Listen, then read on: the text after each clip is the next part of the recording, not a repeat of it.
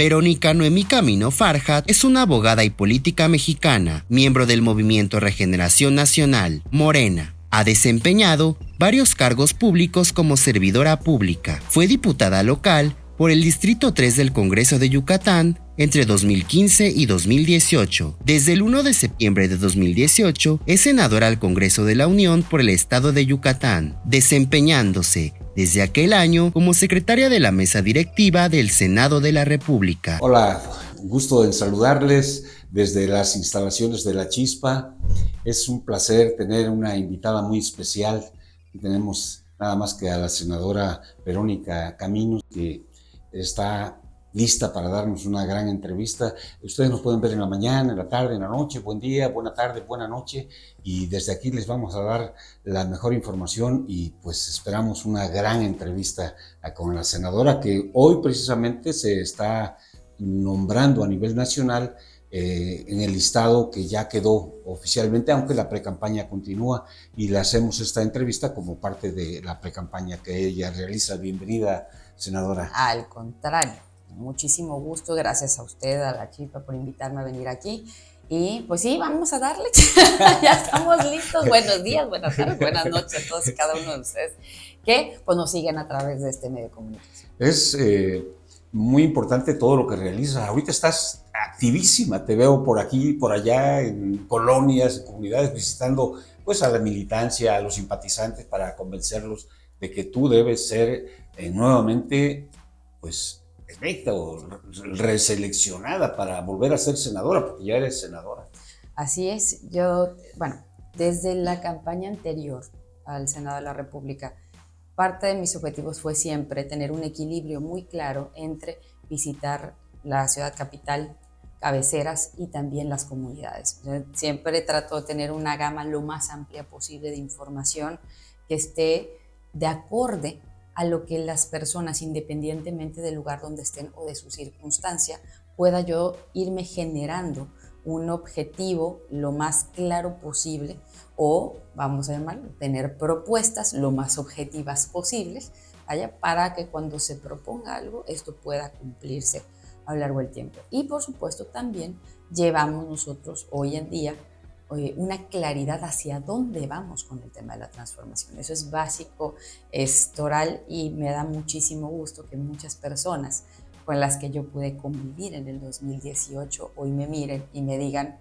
escogimos bien, porque al final juntos estamos hoy del lado correcto de la historia. Entonces, lejos de los reclamos que parecían o que quieren hacer parecer los opositores hacia mi persona, la verdad es que me atrevo a decirte que poco más del 90% de las personas que confiaron en tu servidora hoy en día pues están de acuerdo con lo que estamos haciendo. Desde el 2021 me dijeron, te estabas tardando, qué bueno que ya estamos aquí.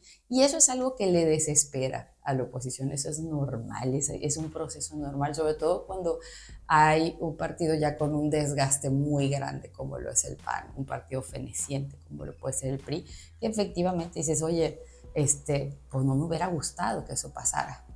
Pero cuando llego a las esferas superiores hace 5 años y medio y miro lo que se había hecho desde ahí, pero lo miro de primera mano, no me lo cuentan, lo leí, o sea, vi quiénes votaron a favor y en contra, digo, esto no puede ser.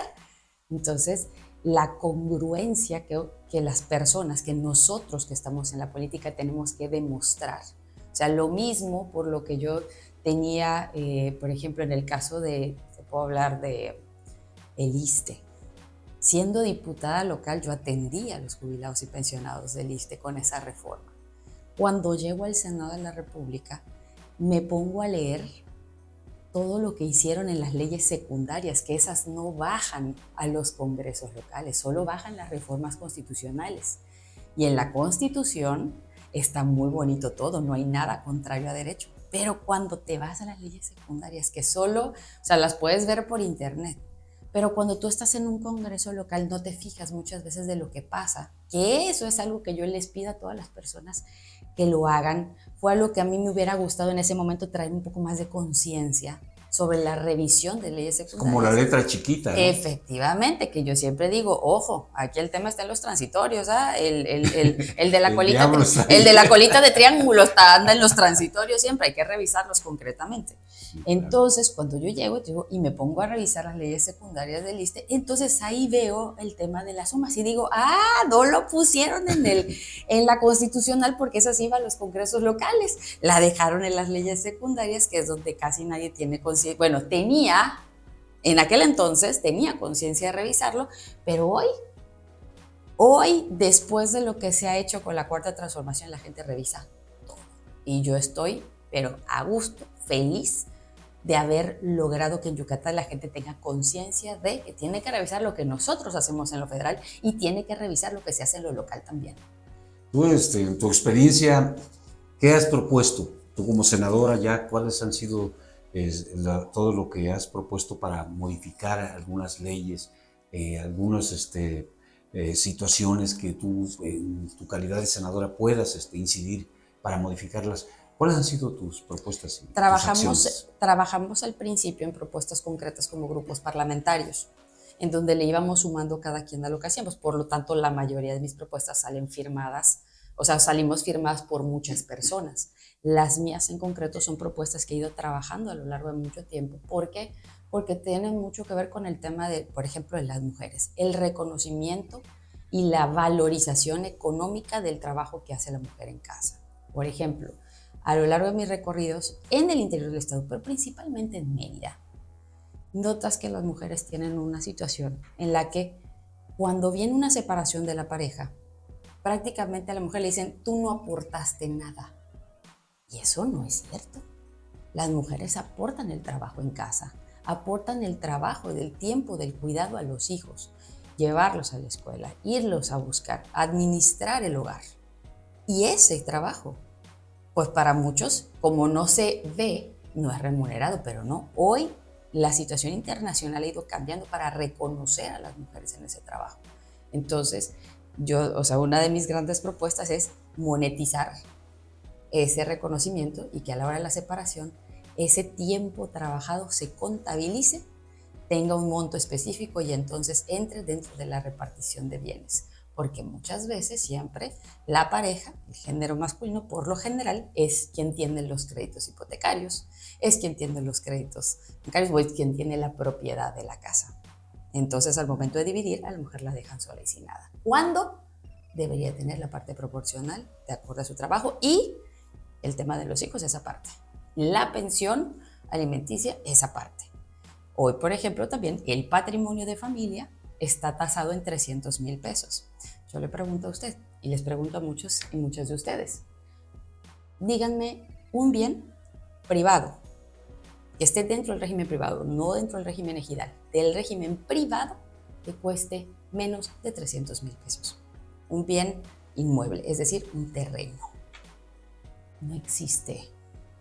Entonces es una situación completamente contraria a lo que nosotras luchamos, que ese patrimonio de familia esté tasado en 300,000 pesos, cuando hoy un bien, una vivienda, el valor menor que puede tener en Yucatán es casi de 700,000 pesos. Sí, es una situación. Ahí hay muchos beneficios a nivel personal. Evidentemente también debe haber algunas leyes en las cuales se benefició a la entidad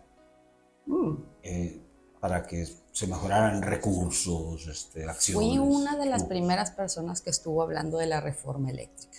La reforma eléctrica, cada uno de nosotros le sumamos, y no me refiero solo a la que se hizo en el 22, me voy a la del 21, que esa fue la toral y básica. Si esa reforma eléctrica del 2021 se hubiera aprobado a la primera, hoy tendríamos las tarifas más bajas en Yucatán. ¿Por qué? Porque no estarían, la termoeléctrica que hoy se está construyendo, saliendo del aeropuerto, quienes no hayan pasado, véanla, ahora ya se ve la parte de arriba, es una cosa impresionante, que una igual se está haciendo en Valladolid. Si en ese momento eso se hubiera aprobado como se debió y no hubieran metido esos tantos amparos en contra, hoy Yucatán tendría tarifas más bajas. Pero bueno, ¿qué hicieron? ¿Qué hizo la oposición nuevamente? Todos los que estaban en la oposición, retrasar nuevamente la transformación. Así que hoy puedo decir tranquilamente que su servidora fue la única que votó por esa gran reforma eléctrica en el caso de Yucatán que permitió que esas termoeléctricas hoy se estén construyendo. Y lástima porque nos las retrasaron, pero ahí están y son hechos tangibles. Por otro lado, no solamente puedo hablar de mi trabajo en el Senado, hablemos de lo que hemos hecho en lo local. Claro. Si recordarán muchos, en el 2019 quisieron ponernos un impuesto, más bien un derecho en nuestras casas. Y este derecho iba a ser cobrado a través de la Comisión Federal de Electricidad. Aproximadamente 250 pesos te iban a cobrar por cámaras de seguridad a través del recibo de luz por cada casa.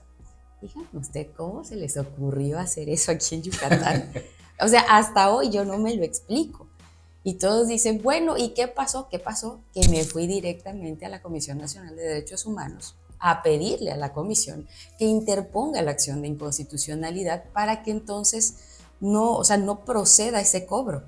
Aquí me dijeron, en aquel entonces los medios opositores me dijeron un montón de cosas, pero pues yo seguí firme en la lucha y dije, de aquí ni me voy a callar ni me van a agachar. Como dice la doctora Claudia Sheinbaum, hace mucho tiempo, hace más de 5 años que yo dije, eso de calladita te ves más bonita, discúlpenme, pero no.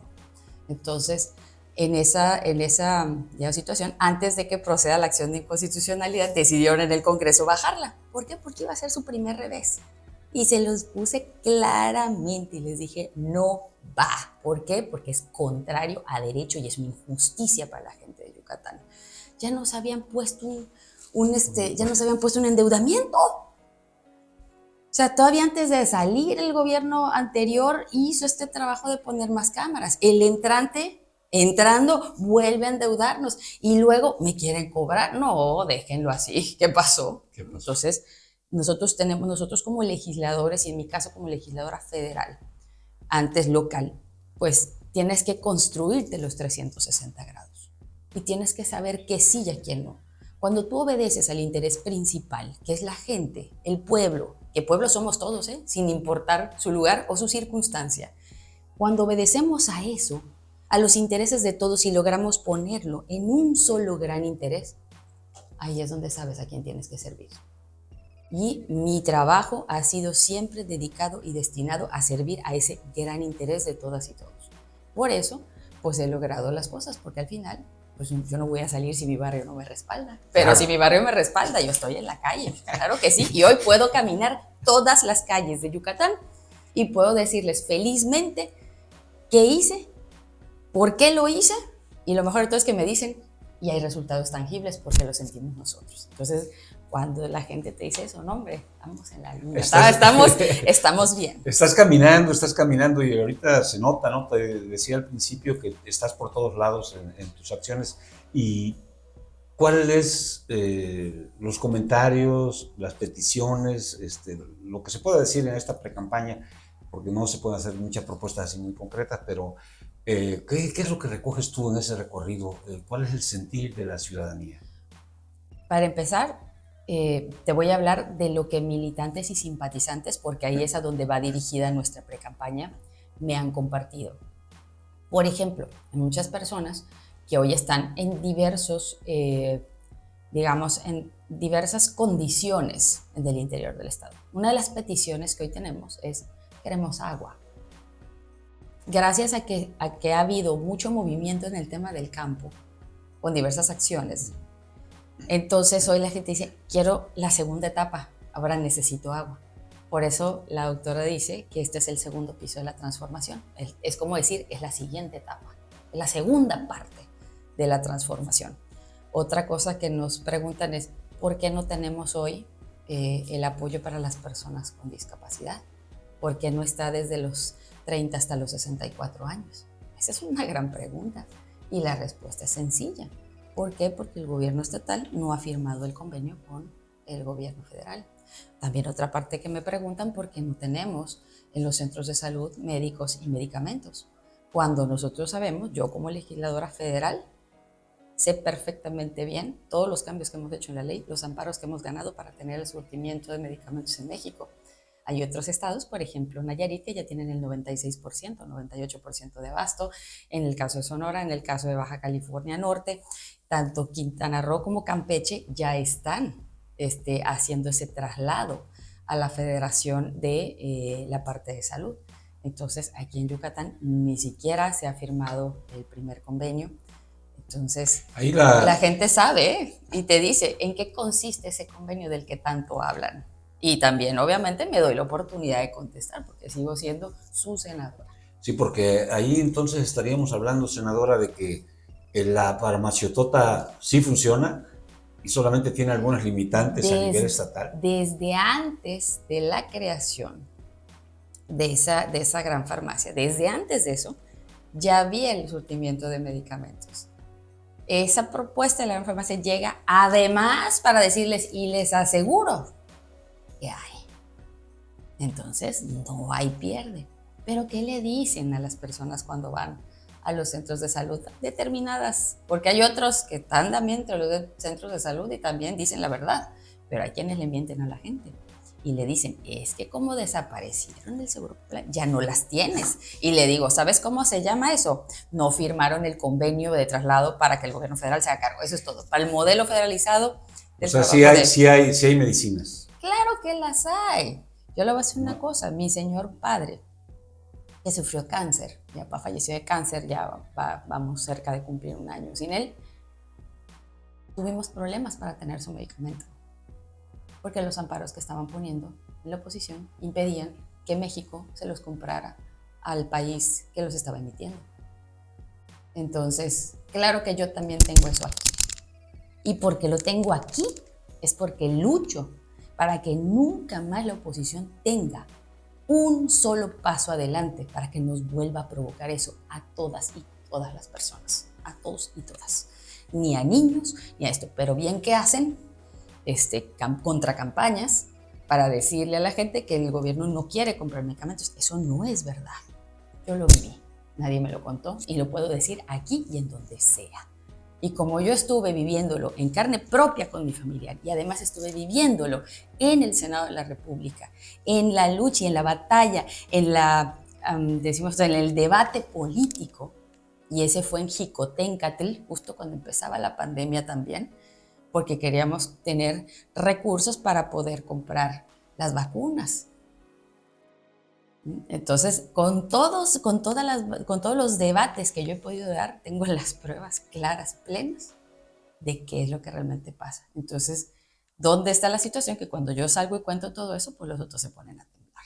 ¿Por qué? Porque tenemos las pruebas, tenemos todo para decir que la transformación en ningún momento ha atentado contra la vida de las personas, al contrario. De tu trayectoria política ha sido muy interesante, ¿no? Tú empezaste hace varios años en diferentes puestos en la cuestión gubernamental y fuiste evolucionando como parte de un equipo de trabajo, pero a nivel de partidos empezaste también en el PRI, después en el Verde, y después en Morena. Podemos anexarle uno más, ¿eh? Sí. En el 2006 trabajamos para el presidente Andrés Manuel López Obrador cuando él estaba en el PRD. PRD también. Claro.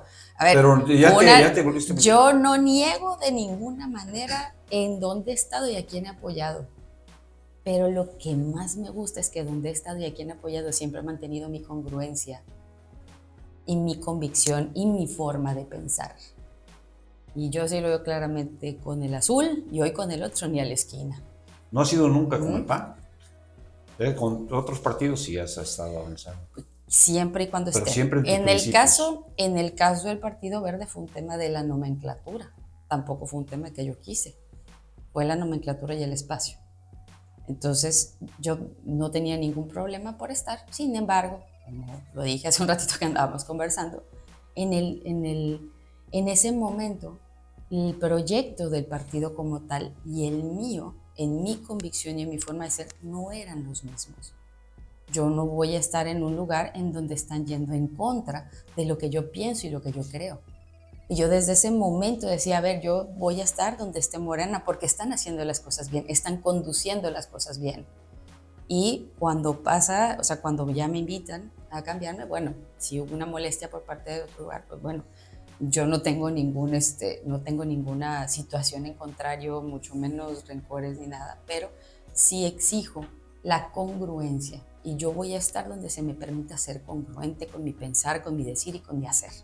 Si no soy congruente en esas tres cosas, entonces voy a entrar en un conflicto con el pueblo. Y el pueblo sabe que yo soy transparente, que soy directa. A veces me encantaría tener un poco más de facilidad para dorar píldoras, pero no la tengo. Entonces, a la gran mayoría eso le gusta, a otras personas no les gusta porque dicen, oye, es que eres muy dura. Y le digo, bueno, hoy la gente necesita certeza, certeza de su futuro, certeza de su bienestar, certeza de qué va a pasar con ellos, qué va a pasar con sus hijos. Y no hay mejor forma que decírselo directamente, como hoy yo le digo al pueblo de Yucatán. La calidad de vida que hemos perdido no la vamos a recuperar. Lo que tenemos que hacer es luchar para que la poca calidad de vida que nos queda la podamos mantener. Esa es la gran batalla del pueblo de Yucatán hoy. Exacto, ¿y cómo sería esa lucha? ¿Cuál es lo que le sugieres a la población? Que reflexionen claramente dónde van a poner su confianza cuando el momento llegue. Mi llamado siempre ha sido a la reflexión, siempre ha sido a decir, hoy, ¿dónde estás parado? ¿Qué tienes? ¿Qué no tienes? ¿Qué quisieras tener? ¿Qué necesitarías tener? Y entonces a partir de ello, ir analizando lo que va pasando, o sea, cuáles son las ofertas que tienes y entonces puedas definir. La gran ventaja que está en nosotros es que los compromisos que se han hecho, en la gran mayoría se han podido cumplir. Y los que no se han podido cumplir han sido porque hemos tenido por parte de la oposición mucha chicanada jurídica para poder lograr. Algo que yo quisiera explicar, si me permiten, es sí, claro. Cuando queremos que las cosas cambien en un gobierno, y lo ejemplifico mucho en mi experiencia como senadora de la República, es la persona que llega al cargo ejecutivo siempre tiene una propuesta. Pero muchas veces para que esa propuesta se haga realidad tiene que pasar por quienes llegamos al cargo legislativo. Si la mayoría de quienes estamos en los cargos legislativos estamos de acuerdo con lo que dice el cargo ejecutivo, entonces pasa la ley por el proceso de cambio. Y una vez que la ley cambie, entonces lo que esta figura ejecutiva quiere hacer ya es viable hacerla, transformarla en una política pública que llegue. En pocas palabras, para que un gobierno haga algo diferente a lo que han hecho los anteriores, necesita cambiar la ley. Si un gobierno llega y no cambia la ley, te espera la misma porquería, si es que así lo consideras. Pero si el gobierno que llega cambia la ley, hay que ver qué cambios está teniendo la ley para que sepas si va a ser peor o va a ser mejor.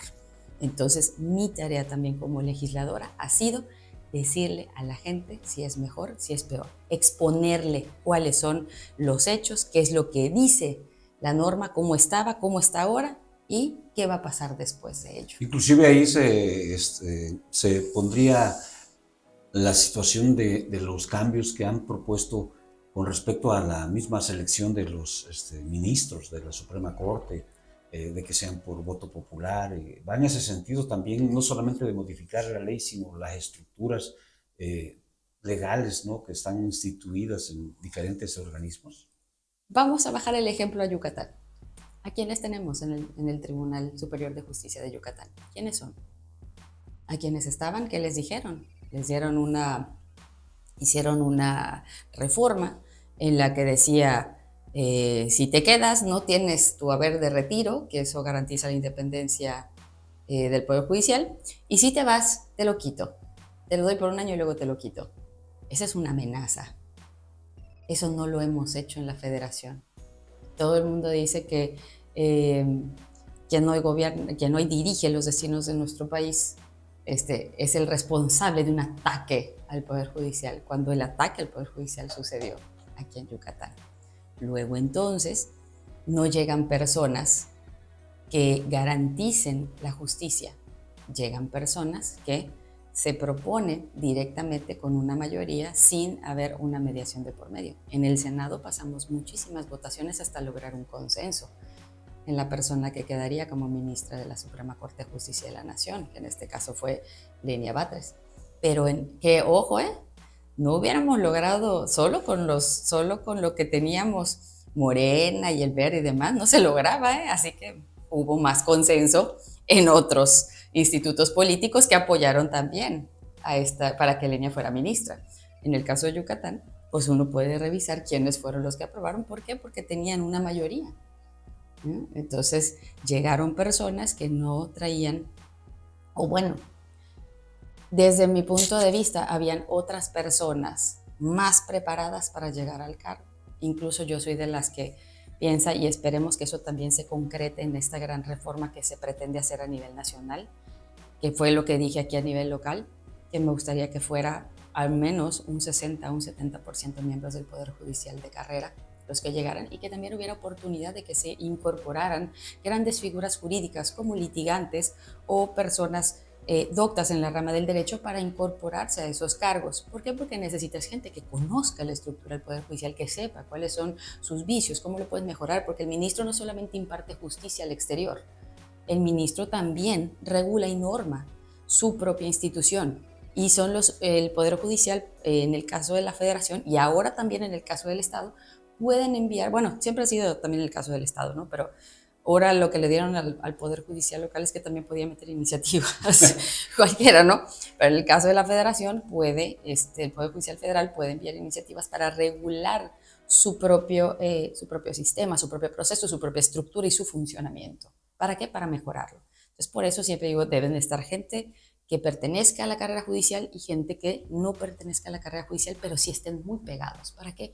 Para ayudar a que esas resoluciones sean equilibradas y también tengan una perspectiva diferente, no la única que se tiene dentro del Poder Judicial. Entonces, a la larga, le digo, esperamos que esa gran reforma pueda recaer en lo federal y la gente de Yucatán y la gente de todo México pueda tener verdaderamente una justicia pronta, una justicia expedita, una justicia que no cueste tanto, porque hay cosas que cuestan demasiado y son simples temas civiles.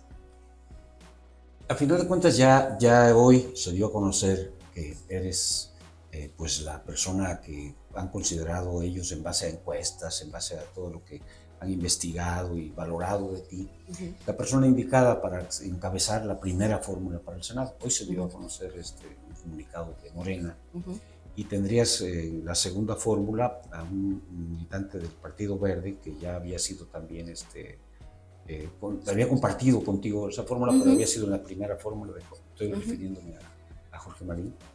¿Y qué se siente pues que ya estés en la antesala? Porque todavía no se ha protocolizado, pero ya se dio a conocer el que estás tú ya como la persona indicada para ocupar esa posición, ese cargo, esa posibilidad de ser la candidata al Senado. No se dio a conocer ahorita. Perdón la corrección, se dio a conocer desde el 11 de noviembre a las 5 de la mañana. El 11 de noviembre a las 5 de la mañana, en ese momento, mi partido anunció en la voz de nuestro presidente nacional, Mario Delgado, que su servidora sería la cabeza de la fórmula al Senado de la República. No fue algo de ayer salió un documento jurídico más que le dio lugar a otra persona, pero en mi caso fue desde el 11 de noviembre y con la claridad que también nuestra próxima, pues ahora sí, presidenta, la doctora Sheinbaum, cuando estuvo en la visita, estuvimos en Canacín y luego en Progreso, ahí mismo ella dio a conocer las condiciones que me permitieron a mí llegar ahí, segundo lugar en la encuesta, primer lugar en el tema de las mujeres, y además a eso, pues yo gratamente le sumo el apoyo de muchísimas personas de Yucatán que han visto mi actuar, que la han evaluado, que le han dado seguimiento a mi carrera política, que también han compartido conmigo las decisiones que he tomado, también me han cuestionado algunas otras, pero al final dicen, parte de lo que tú, o sea, lo que tú hiciste es lo que te hace lo que eres hoy, lo que hoy representas y la convicción con la que puedo salir a decir las cosas, bueno, con la que salgo a decir las cosas. Entonces, pues me debo a esas tres situaciones principalmente. Y obviamente, pues también a que mi partido pues ha visto mi trabajo. Mi trabajo en el Senado no únicamente ha sido el de las iniciativas, también ha sido mi trabajo territorial para la defensa de las grandes causas de Yucatán, porque un senador representa representa a la entidad federativa también. Yo también represento a los ciudadanos y represento los intereses de Yucatán dentro de la federación.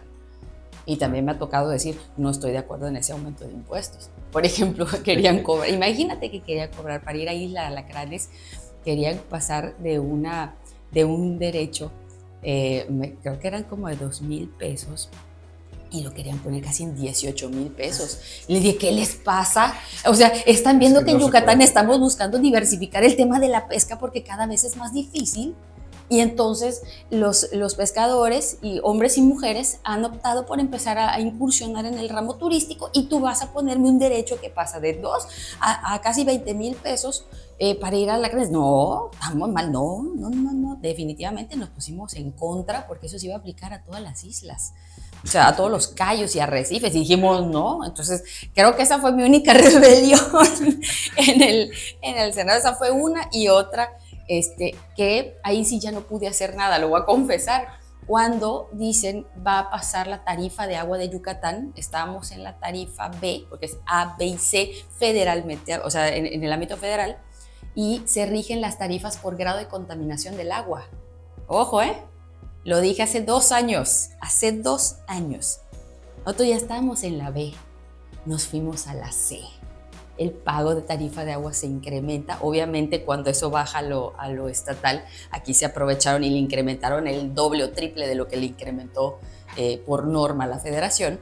Y entonces, ahí sí yo dije, oigan, me fui con los de Hacienda y con agua y a hacer relajo. Y a ver, senadora, mire, aquí están los índices de contaminación, y yo así. Y entonces fue cuando dije, hey, la lucha contra el agua que tiene, o sea, la lucha contra la contaminación del agua que tiene el pueblo, aquí está la prueba de que es verdad. Lo está diciendo la propia norma. Entonces, vamos a luchar por ello. Y hoy, imagínense, a partir de esos 2 años que cobró esto relevancia, hoy hasta la propia gente de Mérida está ya más abierta y más consciente. ¿Por qué? Si uno va a Sipach, si uno va, independientemente de Santa María Chimera, independientemente de también los otros compañeros de las otras comunidades que también están sufriendo por esto, pueden estar en Cholul, pueden estar en Santa Gertrudis Compo a las 6 de la tarde, un día de humedad, es una peste increíble. Y muchos dicen, ¿por qué no hablan? Porque mucha gente llega a sus casas en esos lugares, prende el aire acondicionado. Y al parecer ese olor no entra, pero es una contaminación en los olores increíble. Entonces, ahí tienen sus resultados, ahí tienen el no cuidado, y hoy estamos viviendo los permisos que dieron hace 5 años. Yo denuncié que iban a darle permiso a una mega granja, y luego, después de que hice la denuncia pública y moví, quitaron ese permiso, y entonces se la dieron a 7 chiquitas. La dividieron en 7. Les dije, no, bueno, ahí tienen, ¿no?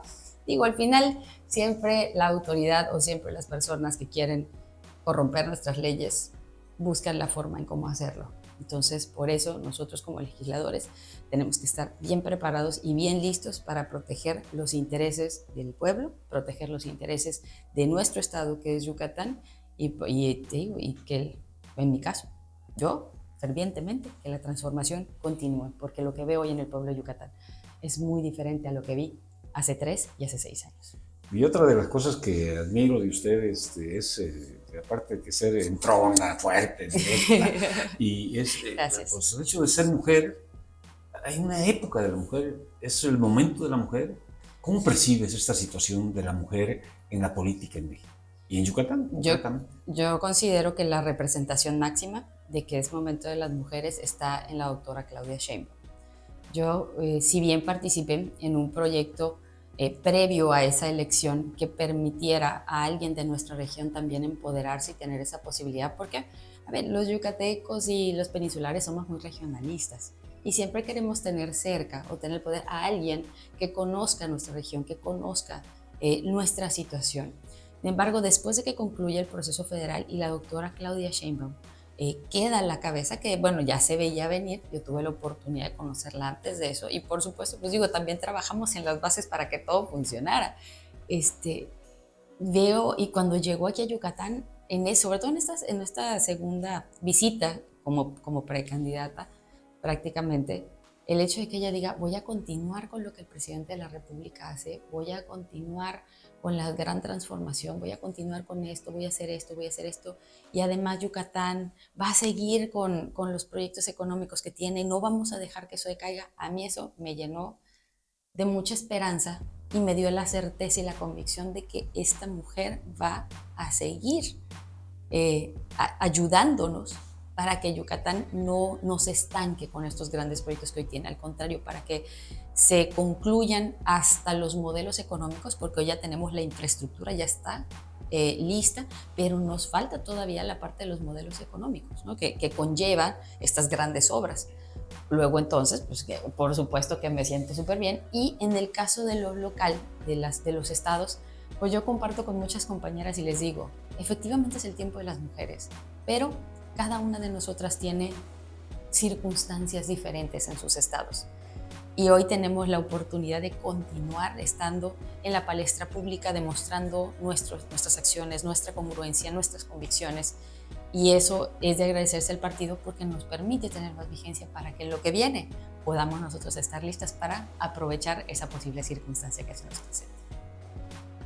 ¿Cuál sería su mensaje ya para ir cerrando la entrevista hacia toda la militancia de Morena a la cual te diriges, ¿no? A los simpatizantes, claro, para esta precampaña, senadora? Pues mi mensaje para todas y todos ustedes es que hay que mantener la unidad. Cuando nos dividen, ganan los corruptos. Cuando nos mantenemos unidos, entonces gana el pueblo. Y si nosotros queremos que gane el pueblo, así tenemos que estar unidos. Obviamente no significa tener una unificación de pensamiento. Podemos diferir en algunas cosas. ¿Es bueno decirlas? Sí, sí es bueno decirlas. Pero al final lo que nos debe mover es seguir luchando para que esas cosas en las que no estamos de acuerdo puedan cambiar y podamos llegar a estar de acuerdo. Así se construye un gran proyecto y así se construyó el proyecto de nación que hoy tenemos en México. Así que vamos a darle para adelante y vamos con todo. ¿Por qué? Porque ahora sí, la transformación ya nadie la para en Yucatán. Muchas gracias a todos. Sí, Muchas gracias. Esta ha sido la entrevista con la senadora Verónica Camino. Muchísimas gracias, muy ilustrativa, muy buena. Y no se les olvide, gracias. aquí vamos todos juntos, desde nuestra compañera Claudia Sheinbaum, nuestro compañero Joaquín Díaz Mena, su servidora. Vamos a jalar parejo para que entonces podamos hacer patente lo que siempre hemos dicho. Primero están los derechos de las personas. Muchas gracias.